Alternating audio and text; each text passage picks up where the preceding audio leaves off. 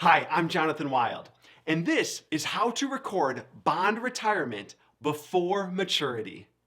One way for companies to retire bonds before maturity is to repurchase them from current bondholders.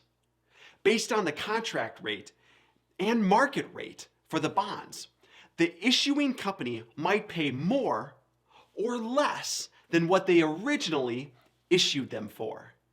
A second common way bonds are retired is by exercising a call option on a callable bond. Callable bonds give the issuing company the option to call the bonds before maturity by paying the holder of the bonds par value plus a little extra called a premium. Let's do an example. Assume a company issued callable bonds with a $50,000 par value. These bonds include a call option for the company to pay a call premium to bondholders of $2,000 plus the $50,000 par value. Now, a few years later, the company calls these bonds on January 1st, the day after the semi-annual interest payment was made, and the bonds have a $52,500 carrying value. Because the company pays $52,000 to retire the bonds with a carrying value of $52,500, the $500 difference is recorded as a gain.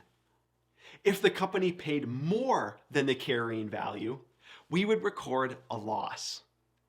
Now, to record the retirement of the bonds, we debit bonds payable for $50,000, debit premium on bonds payable for $2,500, credit gain on bond retirement for $500, and credit cash for $52,000.